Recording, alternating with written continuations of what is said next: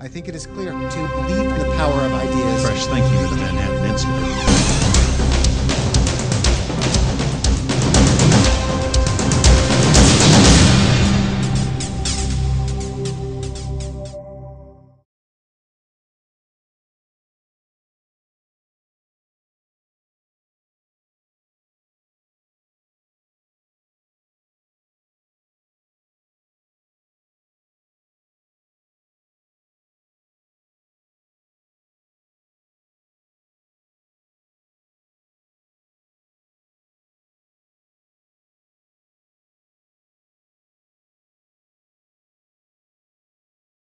Welcome.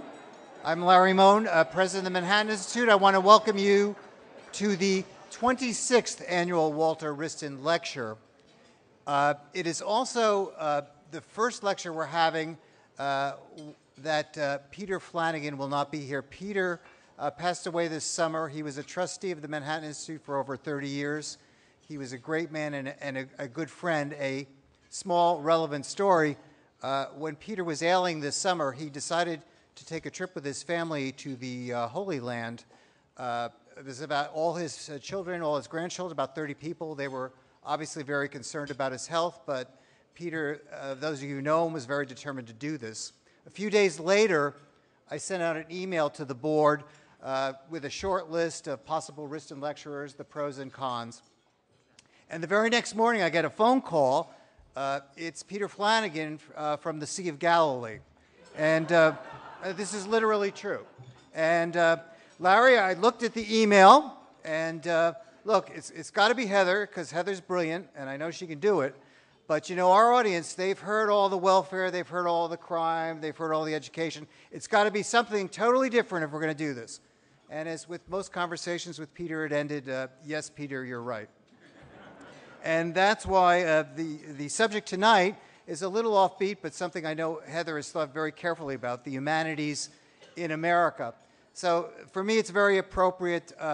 Peter, I'm sorry you couldn't be here, but thank you for setting up this dinner tonight, and thank you for all that you've done for the Manhattan Institute.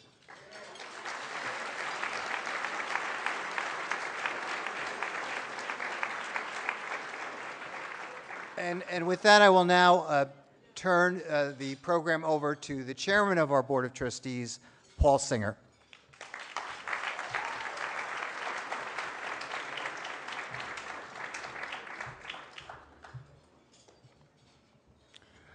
Good evening. I'm Paul Singer, chairman of the Manhattan Institute, and I'm delighted to welcome you back again to my favorite MI event of the year, the Walter Wriston Lecture. This lecture is MI's annual thank you to our friends and supporters. It was launched 27 years ago to pay tribute to Walter Wriston, a great man who believed in the power of ideas. For that very reason, he believed in the power of the Manhattan Institute to provide an intellectual framework for important policy initiatives. We're honored to have his wife, Kathy Wriston, here with us this evening. As you know, one of Walter's most famous sayings was, "Countries don't go bust." But of course, Walter never met Barack Obama. We give President Obama a hard time, but credit where it's due. Perhaps you've heard about his brilliant solution for dealing with Iran's nuclear program. He gave them the source code for the Obamacare website, and now none of their computers work. Unfortunately, this is known as gallows humor. We're honored to have the great Tom Wolfe with us here tonight.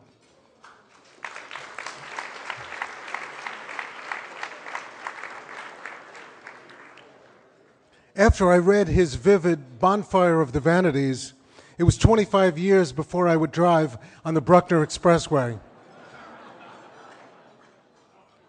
Some say that the election of Mayor-elect de Blasio is the first step on the path toward squalor and strife of the period depicted so sharply by Tom.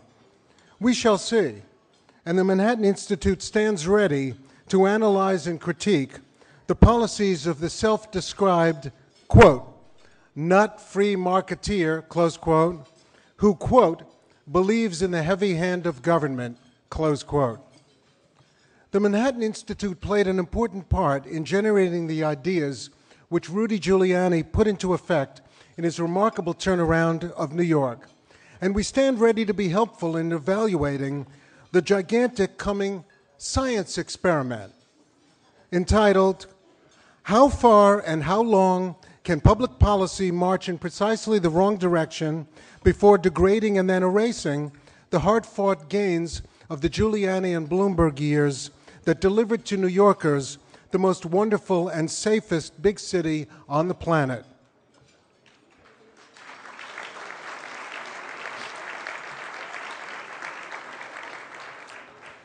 We're grateful to be joined tonight by Joe Loda.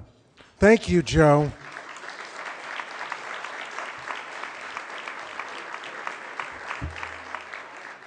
For your service to the city and for fighting the good fight.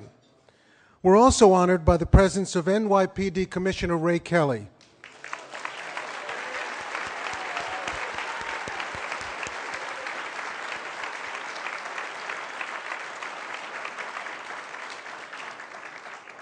Ray, you're among friends this evening, and to help ensure a peaceful atmosphere tonight, we have volunteers blocking the roads from Brown University to New York. Later tonight, Judy Miller will be raising a short toast to Ray and the NYPD, so I won't steal her thunder. But I will say thank you, Ray, for all you've done for New York City. I know the city will miss you.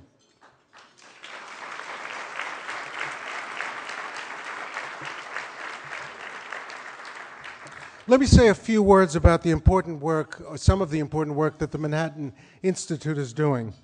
You all know that the rollout of Obamacare has been a rolling catastrophe. But you may not know that Manhattan Institute fellows, led by Paul Howard and Ovik Roy, were among the first to highlight the incredible rate increases that so many would experience under the new law. The Institute did this in part by creating the Obamacare Rate Shock Map, an interactive online map that's received over 8 million visits. That is 80 times more people than have actually signed up for health insurance through healthcare.gov. Today's jokes about the website will shortly be replaced by jokes about losing coverage and Obama's failed promises. But in actual fact, this is not funny at all, and will affect the well-being and peace of mind of millions and tens of millions of Americans. Over the coming weeks and months, Manhattan Institute scholars will be offering serious, prescriptive ideas for how to get us out of this mess.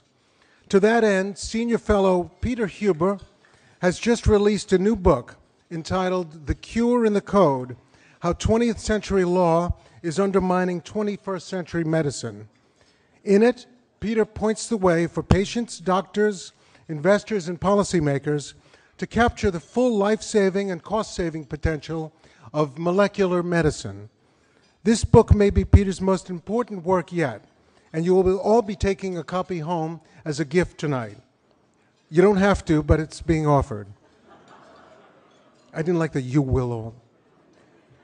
There is, of course, much more that the Institute is doing, but let me turn now to our main event. We're so proud that tonight's Walter Wriston Lecturer is one of our own, and the honor couldn't go to a more deserving person. New York is undoubtedly better than it was 20 years ago, safer, cleaner, more prosperous, more diverse.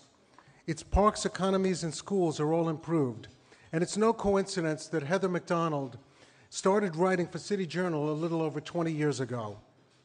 In that time, the idea Heather has fought so tirelessly to advance on crime, welfare, social services, philanthropy, higher education, lower education, and culture have made a real tangible difference in people's lives, both in our city and across the United States. But to me, Heather's most important work has been on the subject of ideas themselves and how much they matter. In her seminal book, The Burden of Bad Ideas, she worked like a forensic detective to show how the institutional adoption of dumb and misguided ideas has devastated some of the poorest and most vulnerable communities. We're all here tonight because we believe in the power of ideas, just as Walter Wriston did.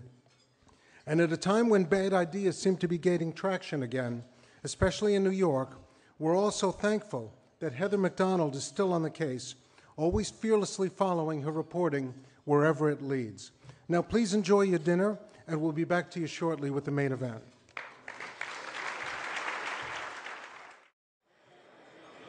Good evening, ladies and gentlemen, friends of the Manhattan Institute. I hope I'm not interrupting your dessert. I know I'm interrupting your conversation, but it's for a worthy cause. Welcome to the Wriston Dinner and Lecture.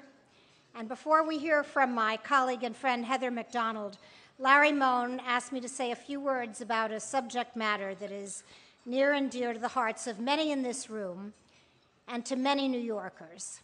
And that's the New York Police Department's astonishing record, not only of reducing murders and other violent crimes in New York, but of preventing another terrorist attack on our great city, which has remained the jihadis' #1 target.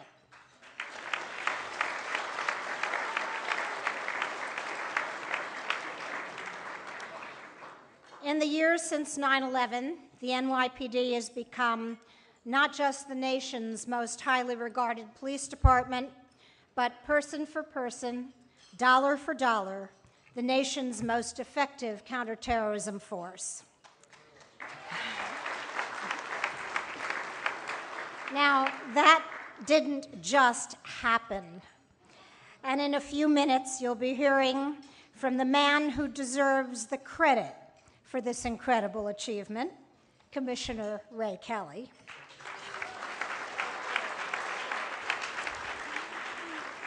Last year, he allocated some $330 million of his $4.6 billion annual budget to counterterrorism. And with more than 1,000 of its 50,000 employees working on this issue every single day, they never stop. This would not be possible without the support also of good friends in Washington, and I'm honored that Representative Pete King has been waging that fight and is here with us tonight. But it's not just a question of money, though many people in New York seem to think that it is. It's not just a question of numbers. What the NYPD has is extraordinary leadership. And Commissioner, we have been blessed to watch you in action all of these years, and we'll miss you more than we can say.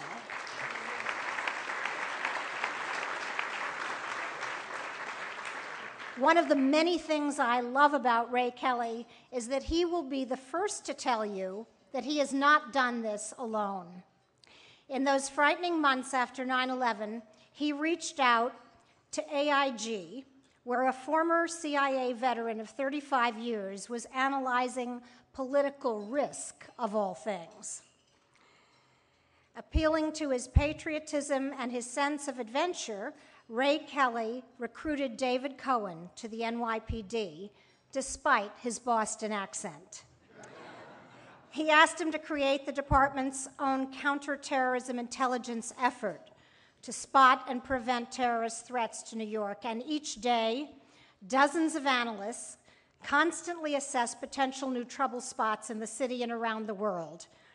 Since February 2002, Ray Kelly, David Cohen, and this team of extraordinary people, including Rebecca Weiner, the head of intelligence analysis, and her predecessor, former intelligence chief Mitch Silver, both of whom are also here with us tonight,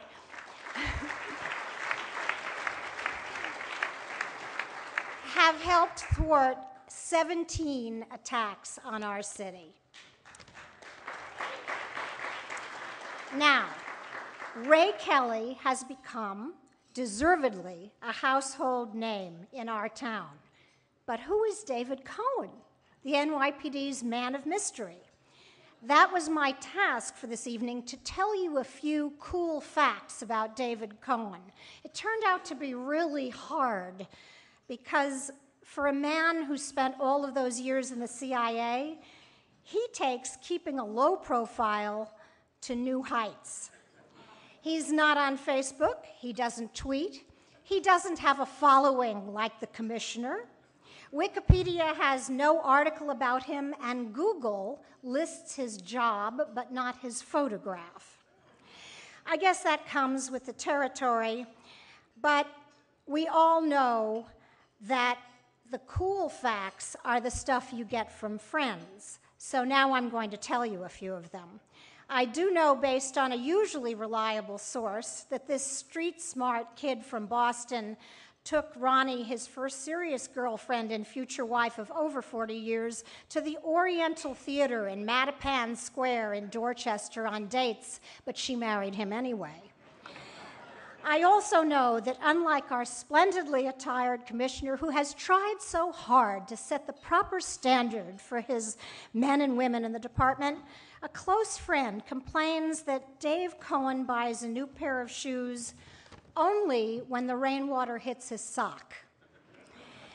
Commissioner Kelly complains a lot about his deputy's diet. He hardly eats, he says. He's in the best city in the world for eating, and it's a roll and cream cheese for breakfast, some chicken soup for lunch, and his favorite dessert, watch it, is a Frosties at Wendy's. Commissioner, you should have tried harder. Neither one is really a great sports fan. Neither the commissioner nor his deputy are rabid Washington Redskins or Boston Red Sox fans. They don't watch TV. Come on, guys, not even Homeland? Mike Sheehan, Dave Cohen's former partner, another great NYPD counterterrorism guru who could not be here with us tonight, but sends his regards to the both of you, said that working with the two of you and with you, Commissioner, has been one of the greatest privileges of his life. When I asked about Dave Cohen's hobbies and passions, he said, it's just like the commissioner. It's 24/7 fighting bad guys. That's what they both really love, and that's what they both have in common.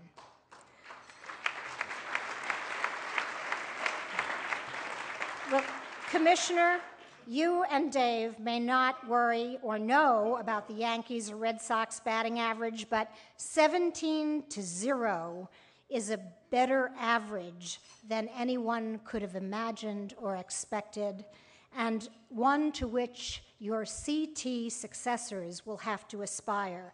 And so on behalf of the Manhattan Institute, and so many New Yorkers who won't have the opportunity to tell you, I want to thank you, and I want to ask all of you in this room to raise a glass to two astonishing men, to Ray Kelly, to Deputy Commissioner Cohen, to the men and women of the New York Police Department. You really, really are New York's finest. Thank you. Cheers.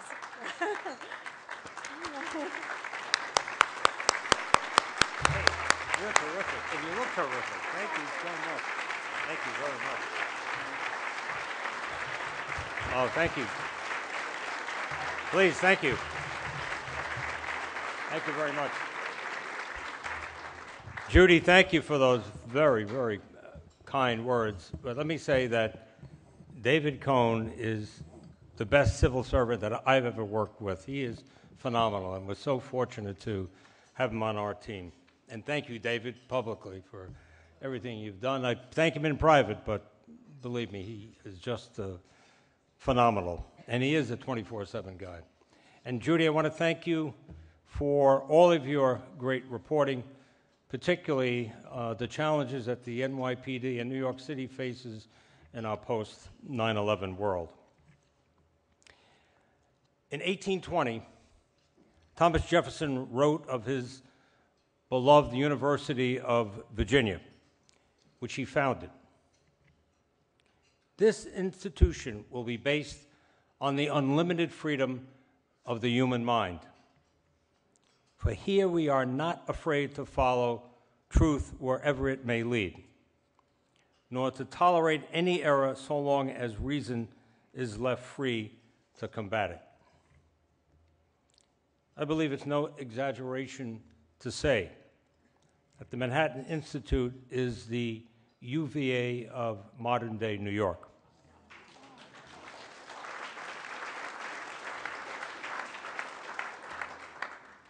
It follows, then, that Heather Macdonald is one of its greatest champions of reason. Throughout her brilliant career as a scholar, as a journalist, as a commentator, Heather has made a lot of people who had little interest in listening to reason see the light. Her work on the critical issue of public safety is only one example. Now, I've been around law enforcement a long time. In my opinion, no one has written more incisively about the role of proactive policing, the role that it's played in New York City's resurgence over the past 2 decades than Heather. In her words, quote, "Too many voters have never grasped the immensity of the city's public safety advantage over every other American metropolis, nor the reasons for it. The New York and the national crime declines are not the same phenomena, and policing is the sole source of New York's massive margin of success over the rest of the country.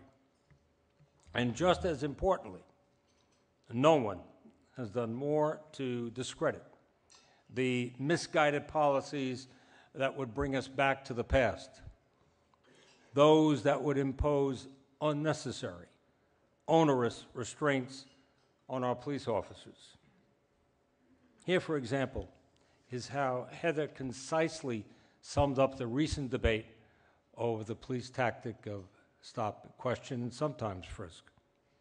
Quote, "Anyone who thinks that stop rates should mirror census data must explain why public safety would be better served by stripping officers from the areas that need them most and deploying them in neighborhoods where people are not being victimized in anywhere near the same degree." Heather knows urban policy, and she knows the law. A graduate of Yale University, Cambridge, and Stanford Law, she is that rare breed.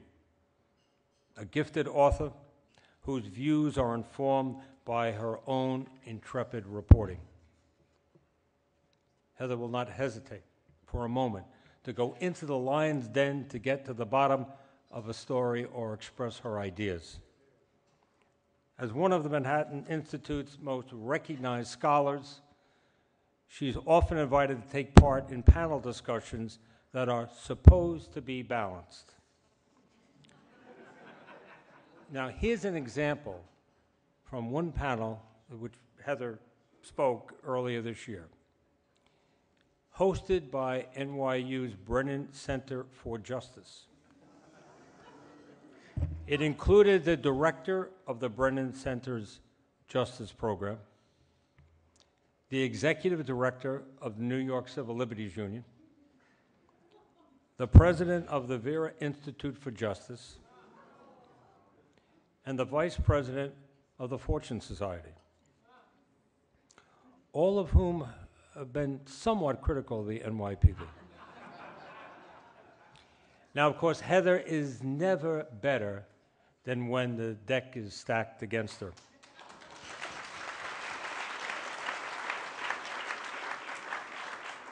Inevitably, by the time she leaves the room, the others are vanquished. And that's because she is a master of preparation and fact-based reporting. As a result, it can sometimes be a little challenging to work with Heather. You give her a little information, and she asks for more and more and more. Accuracy is paramount. She won't rely and won't relent until every I is dotted and every T is crossed. And that is the sign of a consummate journalist and professional. Now, Heather doesn't always agree with what the police department is doing, but she leaves no doubt about her belief in the central role it plays in promoting a safe and civil society. The fact of the matter is, regardless of the complexity of the issue, be it policing, homeland security, immigration, homelessness, or higher education, Heather has a laser-like ability to cut through the distortions and lay bare the truth. Whatever your politics, there is no denying the power of her intellect and her ideas. Ironically, if she lived anywhere but New York, she would probably be a household name. Now, New York Times columnist David Brooks has said, if there were any justice in the world, Heather Macdonald would be knee-deep in Pulitzer Prizes and National Magazine Awards.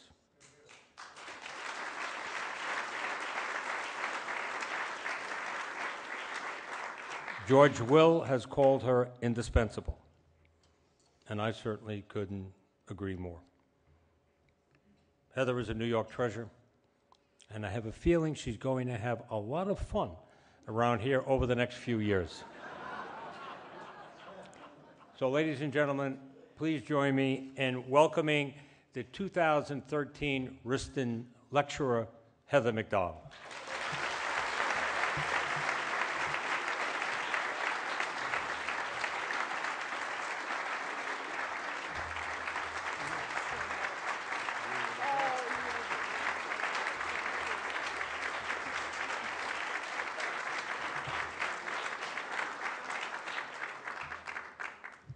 Thank you so much, Commissioner Kelly. I'm extraordinarily honored by your kind and excessively generous words. And congratulations on your recent Playboy interview, by the way. It only confirms what men have been saying about the magazine for years, that it's worth reading for the articles.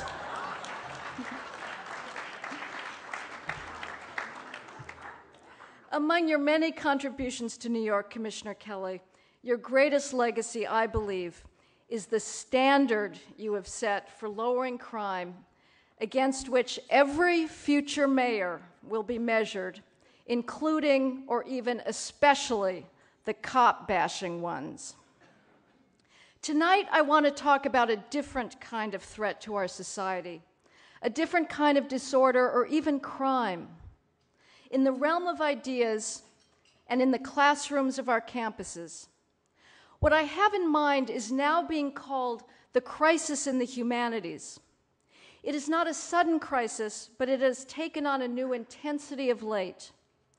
There is no place more emblematic of the problem than the University of California at Los Angeles, which in 2011 decimated its English major. Now, compared to the election of New York's first Sandinista-loving mayor, or the federal takeover of health care, such a development may seem insignificant. It is not. What happened at UCLA is part of a momentous shift in our society that bears on our relationship to the past and to civilization itself. Until 2011, students majoring in English at UCLA had been required to take one course in Chaucer, 2 in Shakespeare, and 1 in Milton, the cornerstones of English literature. Following a revolt of the junior faculty, however, this is not a striptease, and I'm not going any further, so don't even think about it. Following a revolt of the junior faculty, however, during which it was announced that Shakespeare was part of the, quote, empire, UCLA junked these individual author requirements and replaced them with a mandate that all English majors take a course each in gender, race, ethnicity, disability, or sexuality studies, imperial, transnational, or post-colonial studies, and critical theory. In other words, the UCLA faculty was now officially indifferent as to whether an English major had ever read a word of Milton, Chaucer, or Shakespeare, but was determined to expose students, according to the course catalog, to, quote, alternative rubrics of gender, sexuality, race, and class. Such defenestrations have happened elsewhere, of course, and long before 2011.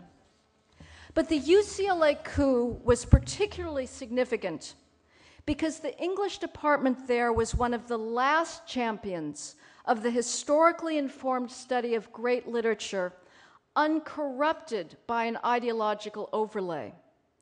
Precisely for that reason, it was the most popular English major in the country, enrolling a whopping 1,400 undergraduates. Now let's compare what the UCLA student has lost and what he has gained. Here's Oberon addressing Puck in the Midsummer Night's Dream. Once I sat upon a promontory and heard a mermaid on a dolphin's back uttering such dulcet and harmonious breath that the rude sea grew civil at her song, and certain stars shot madly from their spheres to hear the sea maid's music. To which UCLA's junior English faculty respond, Here's the description of a University of California post-colonial studies research grant. The theoretical, temporal, and spatial intersections of post-coloniality and post-socialism will arrive at a novel approach to, wait for it, race, gender, and sexuality in present-day geopolitics. To which UCLA's junior English faculty respond, that's more like it. Other readers and listeners have not been so obtuse in their literary judgments. Consider the response of a 19th century Frenchman exposed to Shakespeare for the first time. In 1827, a troupe of British actors arrived in Paris to present 6 Shakespeare plays. The young composer Hector Berlioz was in the audience at the Odeon Theatre, and like most spectators, read along with the English language performances in a French prose translation. Berlioz later recalled the moment in his memoirs. Shakespeare, coming upon me unawares, struck me like a thunderbolt. The lightning flash of that sublime discovery opened before me at a stroke the whole heaven of art, illuminating it to its remotest depths. Berlioz's reaction was typical. Alexandre Dumas, also in the audience, wrote that Shakespeare arrived in France with the freshness of Adam's first sight of Eden. Fellow attendees Eugène Delacroix, Victor Hugo, and Théophile Gautier, as well as Berlioz and Dumas, would later create works inspired by those seminal evenings. And so it went. The bard's electrifying combination of profound human insight and linguistic glory would catapult across national borders as no other writer has done to inspire poets, painters, and composers the world over. And yet, the UCLA English department, like so many others, is more concerned that its students encounter race, gender, and disability studies than that they plunge headlong into the overflowing riches of actual English literature, whether Milton, Wordsworth, Thackeray, George Eliot, or dozens of great artists closer to our own day. How is this possible? The UCLA coup represents the characteristic academic traits of our time: narcissism, an obsession with victimhood, and a relentless determination to reduce the stunning complexity of the past to the shallow categories of identity and class politics. Sitting atop an entire civilization of aesthetic wonders, the contemporary academic wants only to study oppression, preferably his own, defined reductively according to gonads and melanin. Course catalogs today babble monotonously of group identity. UCLA's English major can take courses in women of color in the US, women and gender in the Caribbean, Chicana feminism, studies in queer literatures and cultures, or feminist and queer theory. Today's professoriate claims to be interested in difference, but this is a fraud. The contemporary academic seeks only to confirm his own worldview and the political imperatives of the moment in whatever he studies. Next year's Modern Language Association conference, the annual gathering of America's literature faculty, will address, quote, poverty, climate, reparations, and activism in order to mobilize for change. That's narcissism. It was not always so. The humanist tradition was founded not on narcissism, but on the all-consuming desire to engage with the genius and radical difference of the past. The 14th century Florentine poet Francesco Petrarch triggered the explosion of knowledge known today as Renaissance humanism with his discovery of Livy's monumental history of Rome and the letters of Cicero, the Roman statesman whose orations, with their crystalline Latin style, would inspire such philosophers of republicanism as John Adams and Thomas Jefferson. But Petrarch didn't want to just read the ancients. He wanted to converse with them as well. And so he penned heartfelt letters in Latin to Virgil, Horace, Seneca, and Homer, among others, informing them of the fate of their writings and of Rome itself. He confided to Cicero, "I feel I know you as intimately as if I had always lived with you." Petrarch was hardly the only Renaissance scholar to feel so immediate a bond with the classical authors. In 1416, the Florentine clerk Poggio Bracciolini discovered the most important Roman treatise on rhetoric, moldering in a monastery library outside of Constance. This was a find of such value that a companion exclaimed, "Oh, wondrous treasure! Oh, unexpected joy!" Bracciolini thought of himself as rescuing a still living being.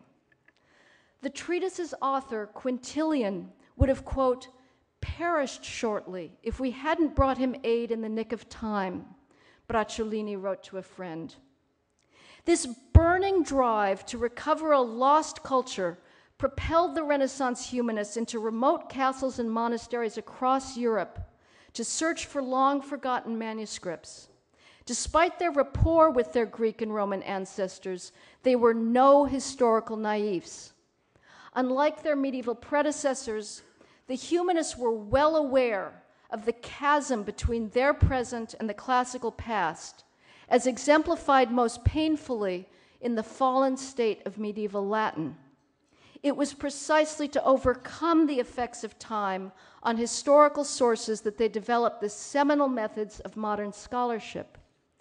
Nevertheless, the humanists exulted in their growing repossession of classical learning, for which they felt, in Emerson's words, a canine appetite.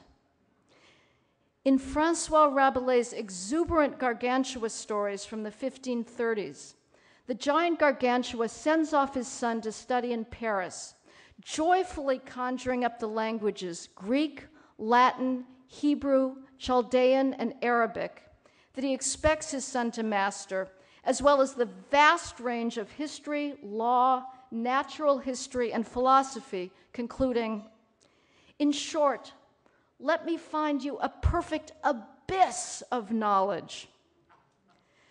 This constant, sophisticated dialogue between past and present would become a defining feature of Western civilization, prompting the evolution of such radical ideas as constitutional government and giving birth to art and architecture of polyphonic complexity.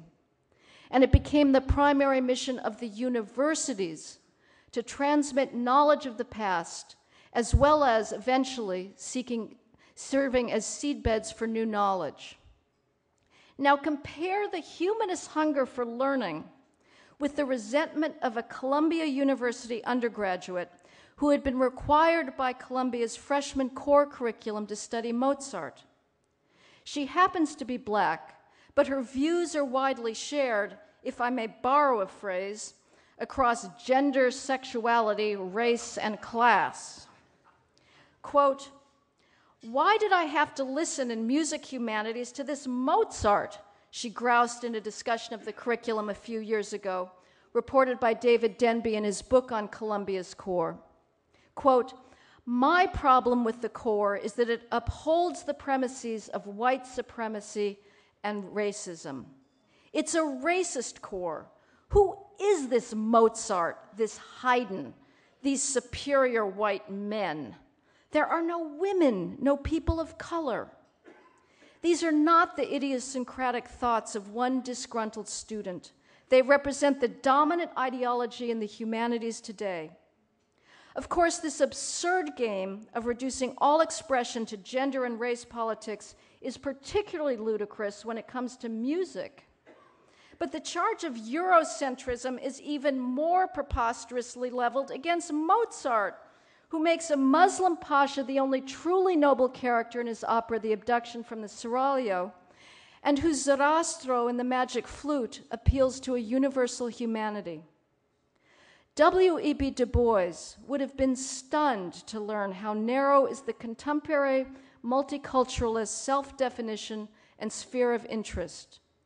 Du Bois, living during America's darkest period of hate, nevertheless heartbreakingly affirmed in 1903 his intellectual and spiritual affinity with all of Western civilization. Quote, "I sit with Shakespeare, and he winces not. Across the color line, I move arm in arm with Balzac and Dumas. I summon Aristotle and Aurelius and what soul I will, and they come all graciously with no scorn nor condescension." This Petrarchan intimacy with the past is precisely what is missing from the humanities today.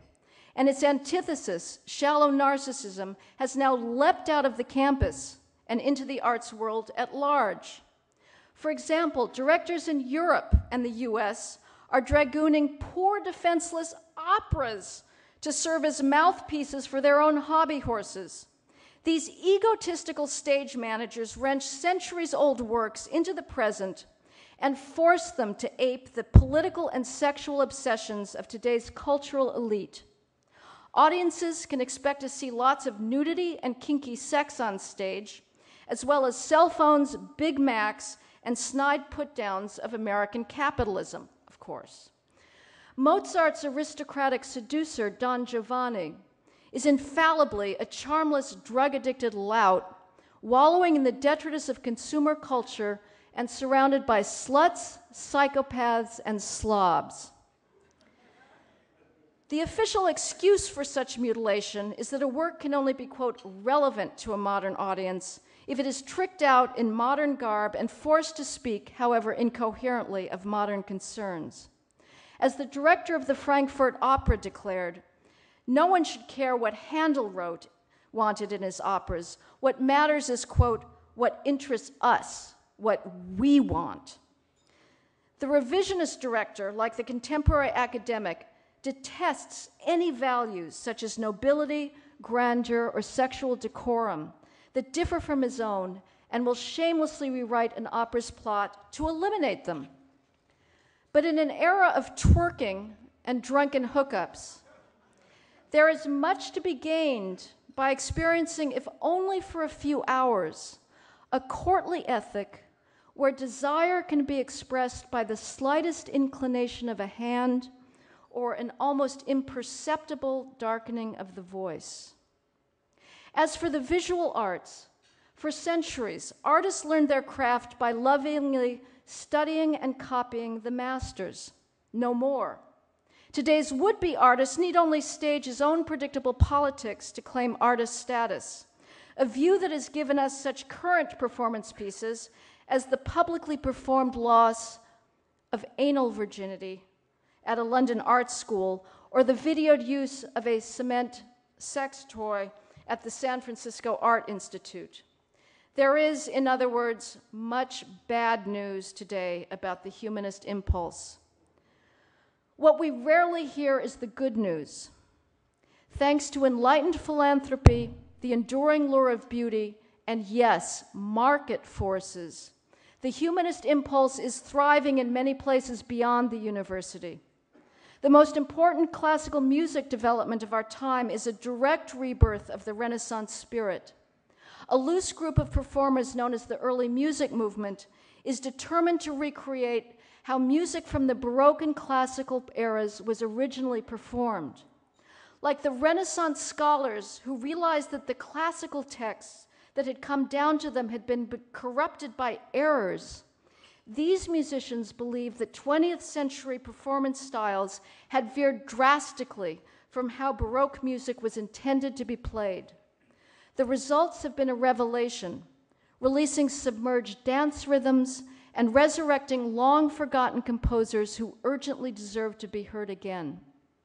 But even those musicians who are not seeking the holy grail of authentic period performance are driven by the same humanist reverence for past genius. At this year's Texas State International Piano Festival, that despised red state hosts many such festivals, in fact, an 11-year-old Asian American pianist proudly recounted that her first piano instructor claimed a teaching lineage stretching back to Haydn himself. Quote, "I was so excited to learn that. I respect Haydn so much," she said, apparently untroubled by Haydn's lamentable white male status and thinking of him, like Petrarch of Cicero, as an almost contemporary. Regarding the visual arts, New Yorkers are particularly fortunate.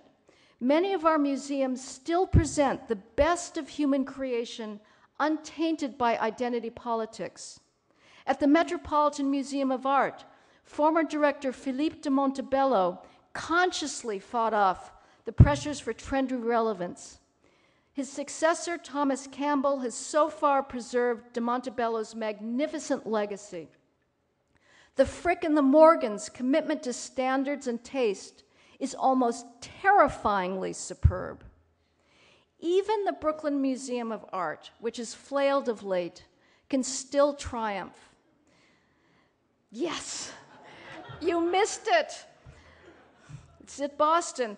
This summer's John Singer Sargent watercolor show was the exhibit of the year, flooding the galleries with Sargent's jewel colors, blinding light, and lush sensuality, and accompanied by a catalog of sound and empathetic scholarship.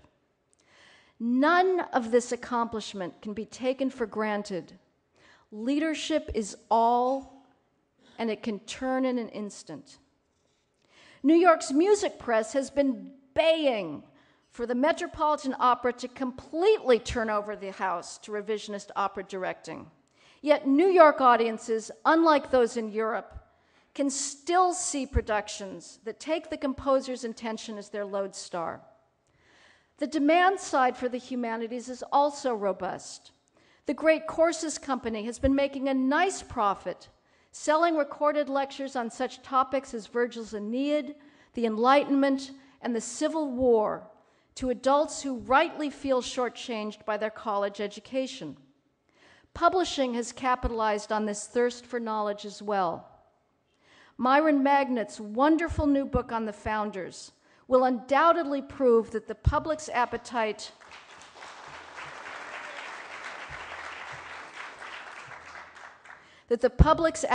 for urbane explorations of American history is boundless.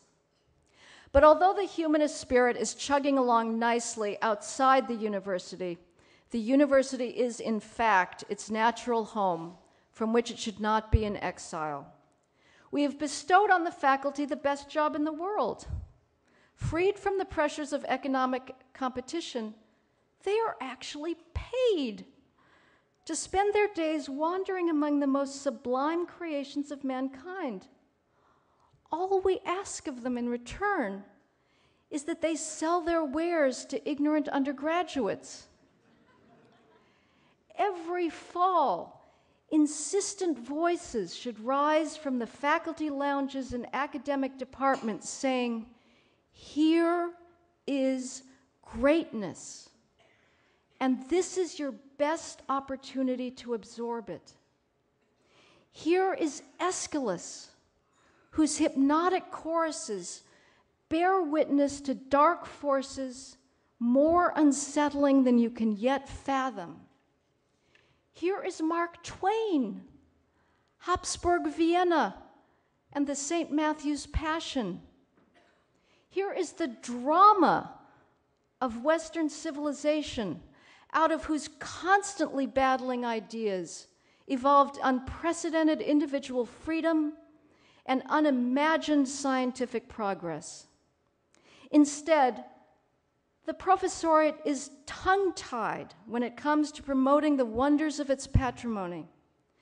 These privileged cowards can't even summon the guts to prescribe the coursework that every student must complete in order to be considered educated. Need it be said? Students don't know anything. That's why they're in college. And they certainly don't know enough to select courses which will give them the rudiments of culture. I have seen the transcripts that result from the professoriate's abdication of its intellectual responsibility, and they are not a pretty sight. Featuring as many film and video courses as a student can stuff into each semester. When the academy is actually forced to explain the value of the humanities, the language it uses is pathetically insipid. You may have heard the defense du jour, tossed out en route to the next gender studies conference. The humanities, we are told, teach, quote, critical thinking. Is this a joke? These are the same people who can't write a sentence, and we're supposed to think they can believe they can think? Moreover, the sciences provide indisputable critical thinking skills, as opposed to the hackneyed deconstructions of advertising that the left-wing academy usually means by critical thinking. It is no wonder, then, that we have been hearing of late that the humanities are in crisis. A recent Harvard report, co-authored by the school's premier post-colonial studies theorist, Homi Bhabha, lamented that 57% of incoming Harvard students who initially declare interest in a humanities major eventually change concentrations. I wonder why that may be. Imagine an intending lit major who is assigned something by Professor Bhabha. Quote, if the problematic closure of textuality questions the totalization of national culture, etc., how soon is it going to take that student to conclude that a psychology major is probably more up his alley? No, the only true justification for the humanities is that they provide the thing that Faust sold his soul for: knowledge. It is knowledge of a particular kind concerning what men have done and created over the ages.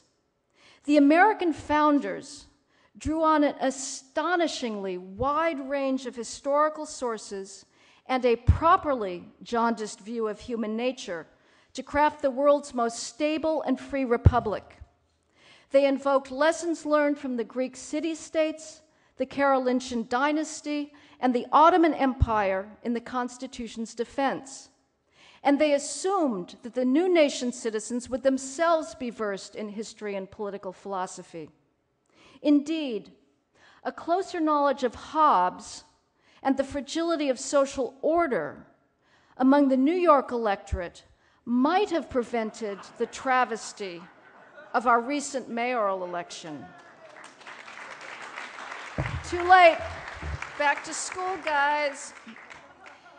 Ignorance of the intellectual trajectory that led to the rule of law and the West's astounding prosperity puts those achievements at risk. But humanistic learning is also an end in itself. It is simply better to have escaped one's narrow, petty self and entered minds far more subtle and vast than one's own than never to have done so.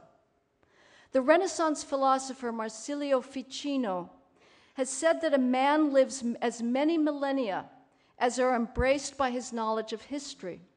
One could add, a man lives as many different lives as are embraced by his encounters with literature, music, and all the humanities and arts. These forms of expression allow us to see and feel things that we would otherwise never experience. Ultimately, humanistic study is the loving duty we owe those artists and thinkers whose works so transform us. It keeps them alive, as well as us, as Petrarch and Poggio Bracciolini understood. The academic narcissist, insensate to beauty and nobility, knows none of this. Even now, as New York casts aside the lessons of the last 2 decades and reacquaints itself with the wonders of progressive politics, humanist wisdom can provide us with a measure of consolation. There is no greater lesson from the past than the intractability of human folly. Thank you.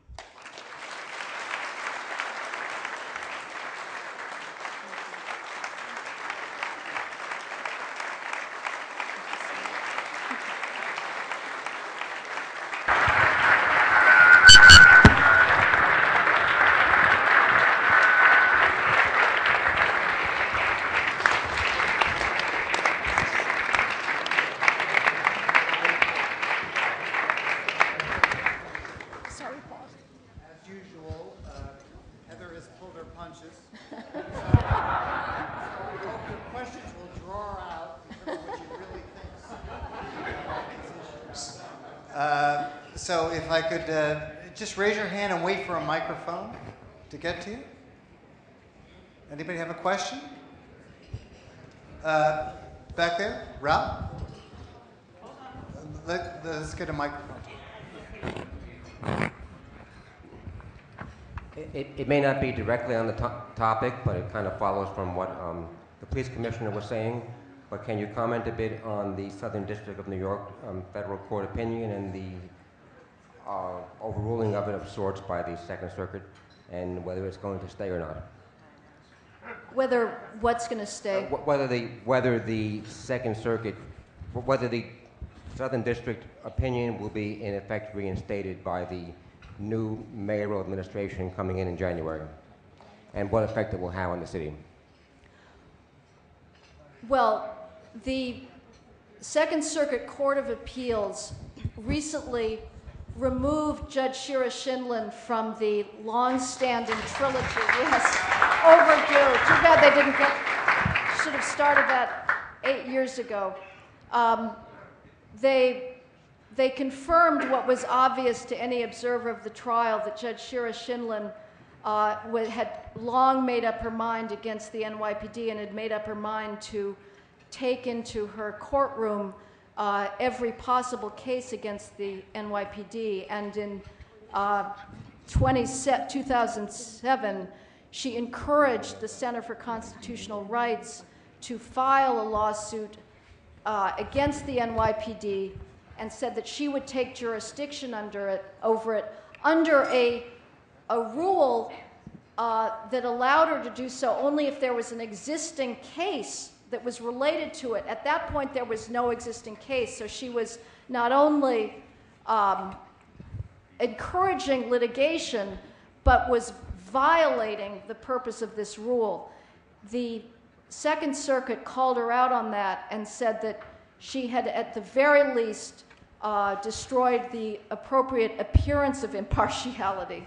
Her rulings were a testament to her utter bias against the NYPD. There was not a piece of evidence so ludicrous against the department that she would not accept as gospel truth. Right now, her opinion has been stayed. The hope is that it will be vacated, but I believe that this rebuke to her is so great that it, at this point, has no precedential value because it stands as a piece of calumny against the NYPD. Unfortunately, elections matter, and de Blasio has the capacity to do what her opinion, now defunct, intended to do. He could agree to a federal monitor, and in fact, when the city was making its appeal to the Second Circuit Court of Appeals, de Blasio had a representative in the courtroom who indicated that he was perfectly happy with this federal monitor, and the Second Circuit Court of Appeals was incredulous that here was a mayor coming in wanting a competing source of authority to overrule his own thinking on the NYPD. But de Blasio could do that. So the victory in the Second Circuit may prove a Pyrrhic victory. This is why we should study our classics. Next question, Jamie Bourrat. Jeremy? Yeah, why don't you? Heather, thank you for that magnificent defense of the humanities. Given your argument, what are some of the implications you would see for the imposition of Common Core standards and the curriculum we should see in middle and high schools in the city? Well, I'm a big believer of a core curriculum. However, I'm very disappointed in the current humanities core. To be perfectly honest, speaking between friends here, I'm surprised that Edie Hirsch, who I otherwise massively respect, was willing, I think, to be associated with this because the core puts great emphasis on nonfiction reading materials in the interest of, guess what, critical thinking, and move students away from the study of literature.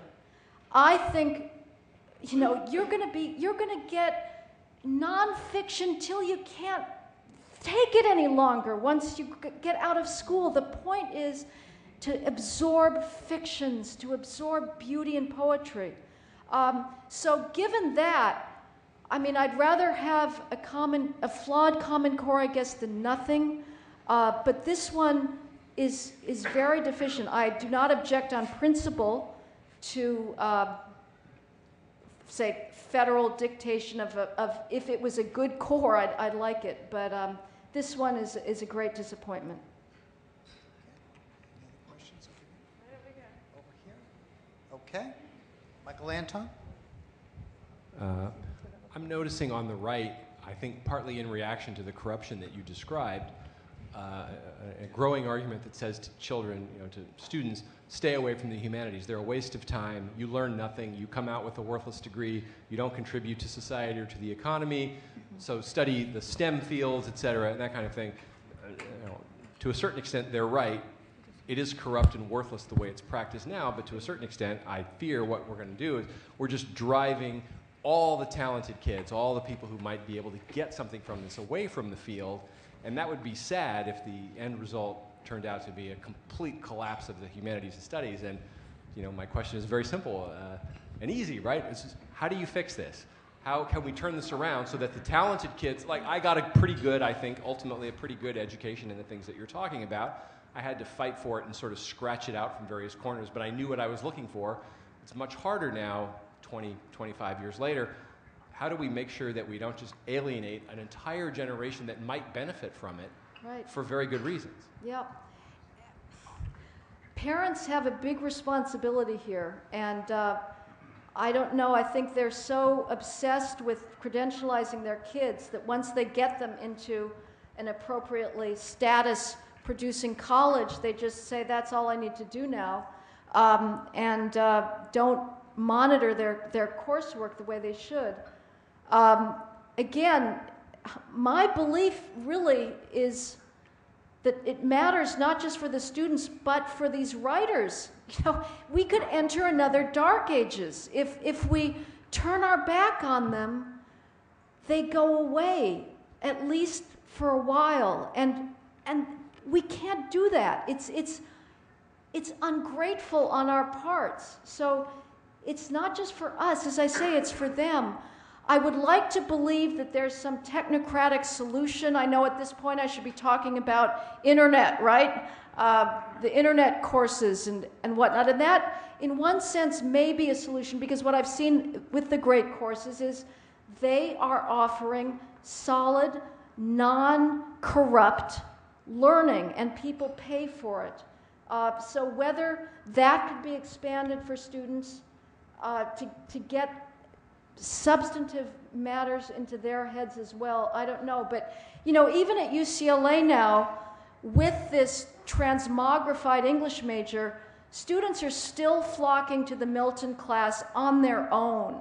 And the professor said, well, it's kind of a problem because they know less and less history. I knew no history myself when I studied Milton, and I was broken initially by his syntax, but nevertheless one gets drawn in. And so students still, there's some of them that still have this little Geiger counter that gets them to there's something exciting about these names, they've heard them, and they'll get there. But then if they find that all they're getting is politics being crammed down their throats, that drives them right out again. So this is a problem that conservatives have been talking about for decades, and I'm sad to say we're not making much progress. That doesn't mean we have to keep talking about it. And, you know, groups like the Manhattan Institute, Larry did not ask me to bring this up, but we are supporting centers, precious centers of learning on campus. And donors, I think, should look this out. If you remember, if you had a great college professor that inspired you, see if he has the ability to create a humanist center around himself and support that. And students will go. They really will. Question over here.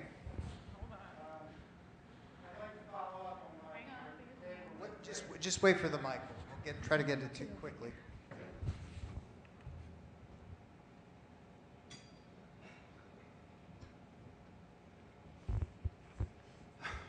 I don't know where to begin. The threat to the humanities today, I agree with you, there's a lot going on in the academy that's a problem. But isn't the threat from the marketplace? I mean, what you're referring to about STEM is all the pressure from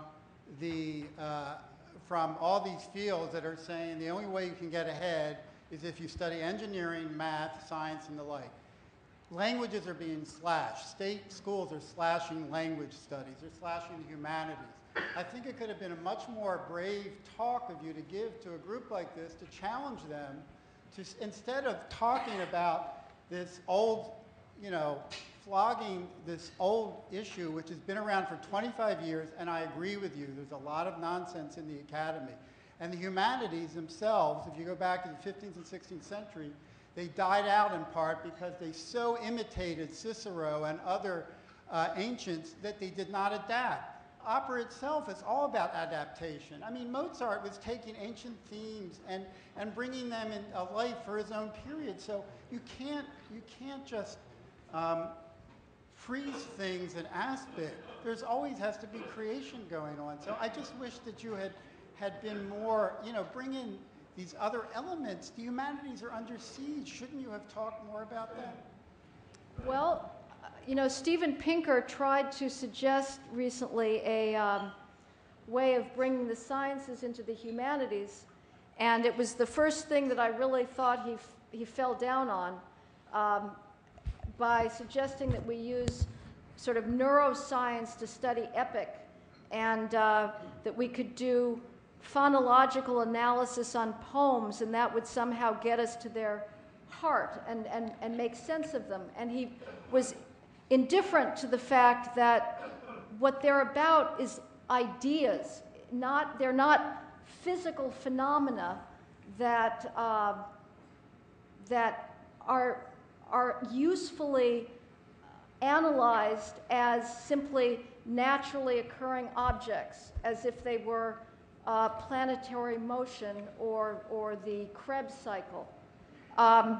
So I'm not sure what sort of innovations you would bring about. Frankly, I think that getting students to sit down, put aside their mobile devices, and immerse themselves in the complexity and brilliance of a novel is enough of a goal for the humanities, rather than to try and come up with some interdisciplinary. I'm not quite sure what you're suggesting should be done, but I think that what we need to do is make a case for the utter essential role of these core texts to our civilization, because if we don't have them, we are nothing. We have to understand what our history has been and the ideas that made us the success and beacon of freedom that we are in the world.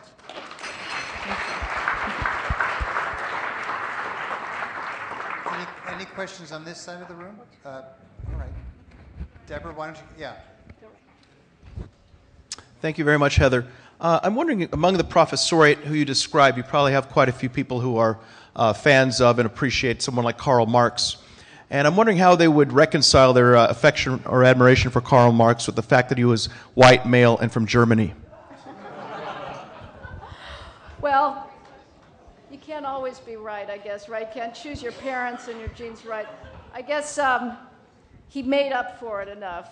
So, you know, it's not always destiny, but he's got enough other problems on his back now. So, I don't know. I guess he's an honorary third worlder now, but... Jerry, I think we may make this the last question. Here we are, Jerry. Running a little late. Heather, your argument is so clear and so cogent, one wonders how the relativists on the cultural left defend and themselves and respond to you. How do they? They simply actually do see themselves in an activist role now, and it's an adolescent fantasy that they think of themselves as political agitators. I mean, during the Occupy Wall Street movement, an English professor at Berkeley was writing a paper on the etymology of occupy. So they have completely lost any interest in what their role is of curating, and believe that they have been given a mandate to purge the American public of its moral degradation and blindness.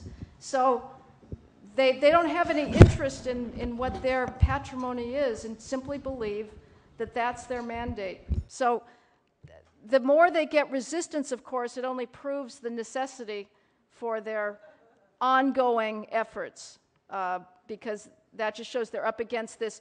They think of themselves as operating in this massively conservative environment filled with dire threats to women and minorities. There's no language on college campuses that makes me more want to throw up than the safe spaces conceit, which is that women need like specially designated safe spaces because otherwise they're under threat as females, which is ridiculous, because there's no more compassionate, open-minded environment in all of human history than a college campus, and yet they're living this melodramatic, narcissistic fantasy. So I don't know. If only there was an alternative, and parents could just boycott the whole sorry mess.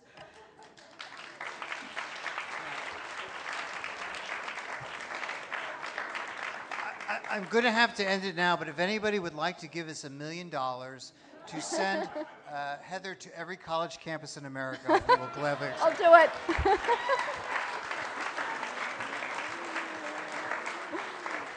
Thank you, everybody, for coming. Thank you, Heather.